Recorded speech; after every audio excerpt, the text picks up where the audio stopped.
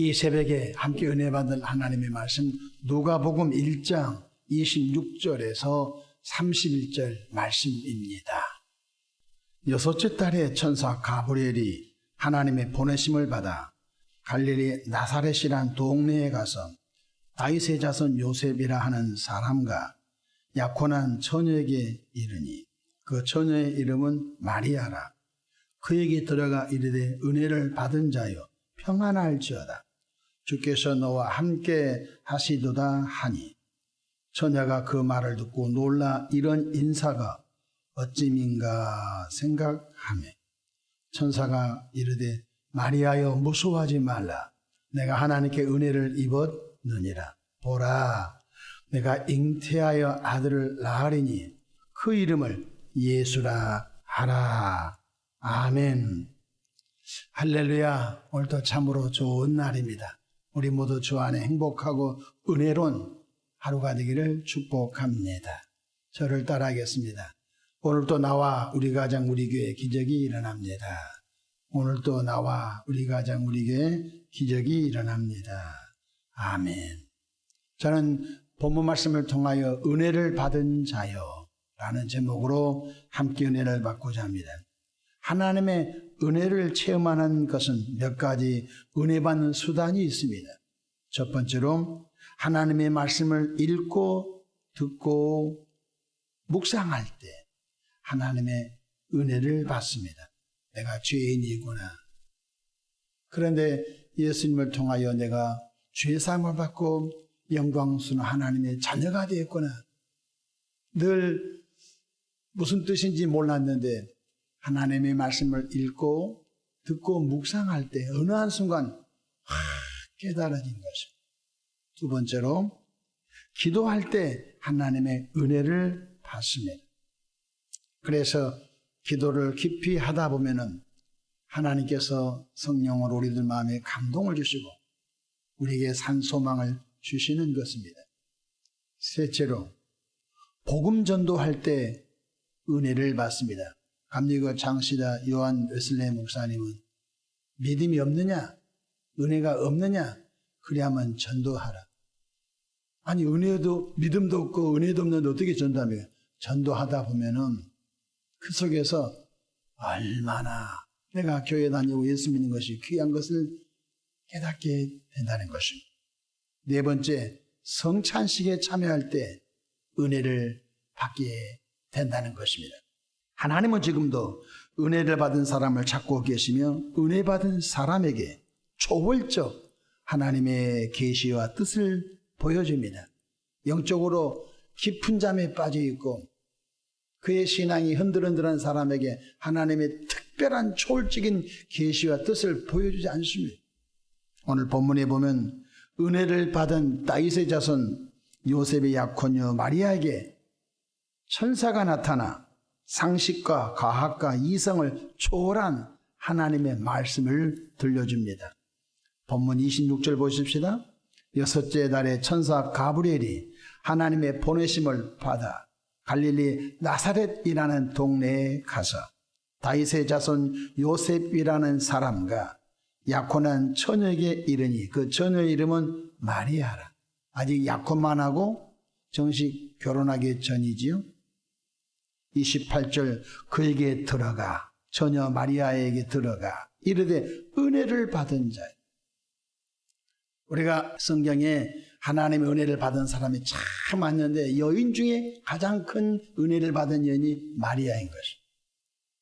그에게 들어가 이르되 은혜 받은 자여 평안할지어다. 주께서 너와 함께 하시도다 하니 처녀 마리아가 하나님의 천사가 자기에게 온 것을 또 이런 인사를 받는 것이 어찌면가 두려워 놀란 것입니다. 29절 보시오. 처녀가 그 말을 듣고 놀라 이런 인사가 어찌민가 생각하며 천사가 이르되 마리아여 무서워하지 말라. 내가 하나님께 은혜를 입었느니라. 28절에도 은혜를 받은 자여 30절에도 은혜를 입었느니라. 하나님은 어떤 일을 시키기 전에 수많은 방법을 더 성경을 읽고 묵상하고 또 또 성경을 통하여 하나님의 은혜를 깨닫게 하고 기도하다가 은혜를 깨닫게 하고 또 복음 전도하다가 은혜를 깨닫고 심지어는 운전하다가 극동방송에 그 찬양을 한국 동안에 이제 잠깐 들었는데 그 찬송가 가사가 마음에 확 부딪혀서 눈물이 폭포수처럼 쏟아진 것입니다. 나의 나된 것은 하나님의 은혜입니다. 또한 성찬식을 참여하면서 평상시에는 아무 느낌 없었는데 성탄식에 빵을 먹으면서 찢어진 빵을 먹으면 예수님이 나 때문에 몸이 찢어지셨구나. 포도주 잔을 대하면서 예수님이 이처럼 붉은 피를 나를 위해서 흘려주셨구나. 나는 어찌하면 좋을꼬 하면서 통해 자복하면서 하나님의 은혜 속에 깊이 들어가는 것입니다. 그러면 마리아가 이런 인사가 어찌민고 할 때 마리아의 심리 상태를 성경은 이렇게 소개하고 있습니다. 34절 보십시다. 마리아의 심리 상태. 마리아가 천사에게 말하되 나는 남자를 알지 못하니 어찌 그 일이 있으리까. 31절 말씀이죠. 보라 내가 잉태하여 아들을 낳으리니 그 이름을 예수라 하라. 아니 처녀가 어떻게 애기 납니까? 어떻게 처녀가 애기 나서 내 몸을 통하여 그리스도가 난단 말입니까? 예수란 구원할 자란 뜻 아닙니까? 어떻게 나 같은 사람이 내 몸을 통하여 그리스도가 나올 수 있습니까? 안 됩니다. 나는 사내를 알지 아직 내가 결혼도 안 했는데 어떻게 처녀가 아이 낳습니까? 그런 일이 있으면 안 됩니다. 의학적, 상식적, 과학을 초월하는 일은 아직 마리아가 동의하지 못했어요. 이때 하나님의 천사는 마리아에게 이렇게 신비한 일이 있음을 말씀하고 있습니다. 35절 볼까요? 천사가 대답하여 이르되 성령이 내게 임하시고 지극히 높으신 이의 능력이 너를 덮으시리니 이러므로 나실 바 거룩한 이는 하나님의 아들이라 일컬어지리라. 성령은 전지전능하신 삼위 하나님이신 줄로 믿으시길 바랍니다. 전능하신 성령 하나님이 뭘 못하겠습니까? 말씀으로 천지 우주 만물을 창조하신 그 이가 성부 성자 성령 삼일째 하나님이 무엇을 못하겠습니까? 무에서 유를 만드셨는데 그러니까 저 마리아에게 성령이 전지전능하신 성령이 너를 덮으시리니 너의 몸을 통하여 구원의 주님이 오시는 것이 불가능하겠느냐? 마태복음에서는 이렇게 표현하고 있습니다. 똑같은 기사인데요. 이번에는 마리아에게 누가복음엔 천사가 나타났고요. 마태복음에는 약혼한 요셉에게 나타난 말씀입니다. 요셉도 처녀 약혼녀 마리아가 임신한 것을 향하여 어떻게 이런 일이 조용히 가만히 끊고자 했던 것입니다. 그때 하나님의 천사가 요셉에게 나타나서 이렇게 말합니다.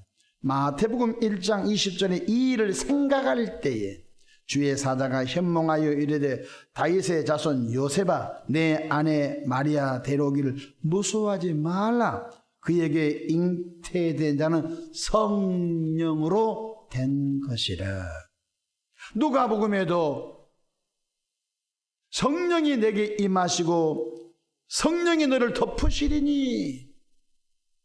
마태복음에는 다윗의 자손 요셉에게 또 나타나 내 약혼녀가 어떻게 아이를 가질 수 있어? 잠도 안 잤는데. 이 일을 생각할 때에 천사가 나타나서 뭐라고 하죠? 그에게 잉태된 자는 불륜관계가 아니라 성령으로 된 것이라. 우린 여기서 분명한 사실이 성령 하나님은 전지전능하신 삼위 하나님이심을 믿으시기를 바랍니다. 인간적 관점으로 자꾸 이해하려고 하니까 어떻게 남자 없이 처녀가 아이 낳겠냐고 자꾸 퀘스천 마크를 붙이고 있는데 그러지 않습니다. 태초에 하나님이 천지를 창조하시니라. 이 하나님은 성부, 성자, 성령 삼일체 하나님이신 걸 믿으시기를 바랍니다. 은혜를 받은 마리아는 하나님의 천사가 전해준 메시지를 순종하여 아멘으로 받을 때 마리아에게 성령이 임하셔서 수태된 사건입니다.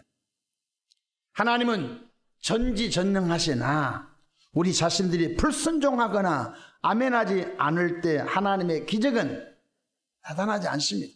그래서 하나님은 아멘하고 하나님의 뜻에 동의할 은혜 받은 사람을 찾고 있는 것입니다. 돈 많은 사람, 많이 배운 사람, 샤프한 사람 찾지 않습니다. 하나님은 하나님의 특별한 계시와 하나님의 섭리를 이룰 자를 하나님이 뜻을 정하고 찾을 때 잘생긴 사람 찾지 않습니다. 하나님은 바로 은혜 받은 사람을 찾고 있는 것입니다. 마리아가 천사가 성령이 너를 덮으시리니 전능하신 능력이 너와 함께하면 못하실 것이 없다 하자 마리아가 어떻게 반응하지요? 누가복음 1장 38절 보십시다. 마리아가 이르되 주의 여종이오니 말씀대로 내게 이루어지이다 하며 천사가 떠나가니라. 말씀이 뭐예요? 성령이 너를 덮으시리니 지극히 높으신 영광이 너를 덮으시리니 성령이 너와 함께하면 불가능이 없다. 그러자 천사 가브리엘이 떠나자 무슨 일이 벌어집니까? 바로 마리아는 그 말씀이 내게 이루어지기를 원합니다. 동의합니다. 아멘합니다. 순종합니다.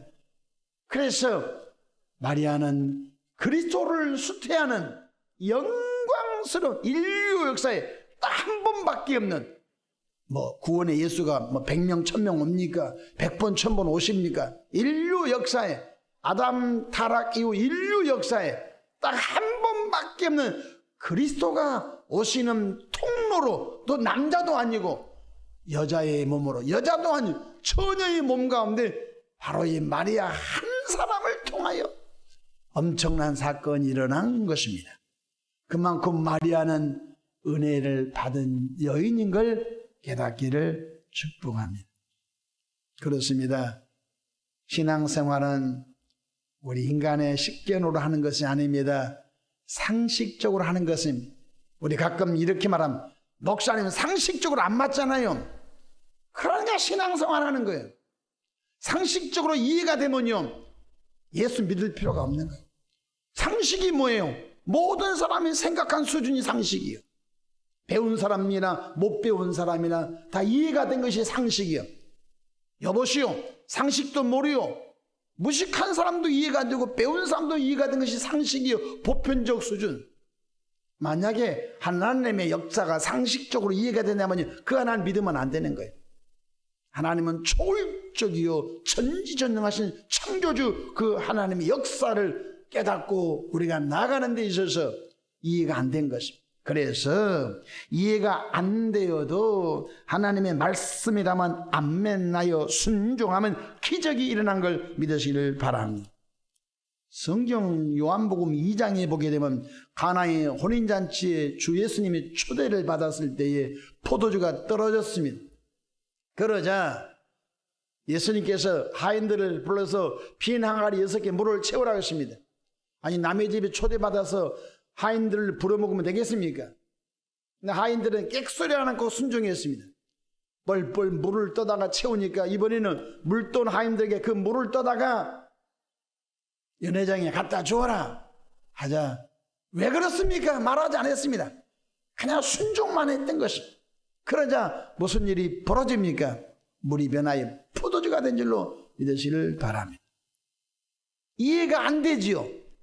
그래서 이해가 안 되어도 상식적으로 이해가 안 되고 과학적으로 윤리적으로 이해가 안 돼도 순종하니까 물이 변해 포도주가 된 것처럼 오늘 마리아가 순종하자 인류 역사 처음이자 마지막 바로 그리스도가 그 몸을 통하여 이 땅에 성육신하는 특별한 은총을 받게 된 줄로 믿으시길 바랍니다. 이해가 안 되어도 손해가 나도 하나님의 말씀이라면 암멘하여 순종할 때 개인과 가정과 그 교회를 통하여 하나님의 기적이 지금도 일어남을 믿으시길 바랍니다. 그래서 데살로니가 전서 2장 13절 이러므로 우리가 하나님께 끊임없이 감사함은 너희가 우리에게 들은 바 하나님의 말씀을 받을 때에 하나님의 말씀을 받을 때 우리가 새벽에도 말씀을 주의 종을 통하여 받고 수요 예배도 금요 예배도 금요 저녁 기도에도 또 주일 수많은 시간 동안 하나님의 말씀을 받을 때에 사람의 말로 받지 아니하고 하나님의 말씀으로 받음이 진실로 그러하도다. 이 말씀이 또한 너희 믿는 자 가운데서 역사하느니라. 이해가 안 되고 손해가 난 것 같아도 말씀에 순종하면 하나님은 일하신 줄로 믿으시기 바랍니다. 그래서 순종이 제사보다 낫다 하신 것입니다. 고린도후서 1장 20절에 하나님의 약속은 얼마든지 그도 안에서 예가 되니 그런즉 그로 말미암아 우리가 아멘하여 하나님께 영광을 돌리게 되느니라. 그래도 예수 안에서 하나님의 말씀 얼마든지 예가 되니 우리가 아멘하여 하나님께 영광을 돌린다는 것입니다. 여리고 성이 어떻게 무너졌습니까? 순종한 그들로 인하여 하나님의 방법으로 여리고 성이 와르르 무너진 것입니다. 홍해바다가 어떻게 쪼개졌습니까? 물을 폈습니까? 물을 막았습니까? 순종할 때 모세야 지팡이를 들어서 홍해를 가르쳐라. 그런다고 뭐가 됩니까? 아니에요. 그냥 시킨 대로 순종만 한 거예요. 하나님의 역사는 지금도 일어납니다. 우리 한국 땅의 구원의 역사가 일어납니다. 이 땅에 마리아와 같이 큰 은혜 받은 순종의 사람이 있다면 정말로 평화의 왕으로 오신 예수님 마음속에 영접하여 평화의 나라를 이루어 가게 될 줄로 믿으시기를 바랍니다. 이해가 안 되어도 순종하고 손해가 난 것 같아도 순종. 그렇지요. 아브라함아 100세 얻은 이삭을 모리아산에 제물로 바쳐라. 못합니다. 어떻게 하나밖에 없는 걸 바쳐버리면 어떻게 뭘로 하늘의 별처럼 땅의 모래알처럼 자손을 번식시킵니까? 그렇게 하지 않았어요. 아브라함은 하나님의 약속을 믿고 갔어요. 없는 것을 있게 하시고 죽은 자를 살리신 그 하나님을 믿음으로 이삭을 제물로 드리려고 할 때 아브라함아 됐다. 이제야 내가 나를 사랑한 줄 알았노라. 그를 끌어내려라. 그를 이삭 대신 내가 사냥을 숲풀에 지금 걸리게 있는데 그걸 잡아다가 내게 제물로 영광을 올려라. 그래서 아브라함이 그 산의 이름을 여호와 이레 하나님이 준비하셨습니다 라고 했던 것입니다. 말씀을 마치고자 합니다. 은혜 많이 받기를 축원합니다. 세상 돌아가는 풍조를 보면 은혜 받을 곳이 없습니다. 강화문 간다고 은혜 받은 것도 아니고 어디 가서 태극기 흔들고 은혜 받은 것이 아닌 것입니다. 여러분, 은혜는 하나님의 말씀을 읽고 듣고 묵상할 때, 은혜는 기도할 때, 은혜는 전도할 때, 은혜는 거룩한 성찬 예식에 참여할 때 순간순간 하나님께서 하나님의 방법으로 은혜를 주시고 은혜 받은 그 사람을 통하여 일하신 줄로 믿으시기를 바랍니다. 은혜 많이 받은 노아에게 방주 만들으라고 지시했지, 개판 5분 전 사는 사람에게 은혜도 안 받은 사람에게 방주 제공했습니까? 그래서 하나님은 지금도 역사를 운행하시는 거예요. 다 세상 끝난 것 같은데 은혜 받은 한 사람을 찾고 있는 것입니다.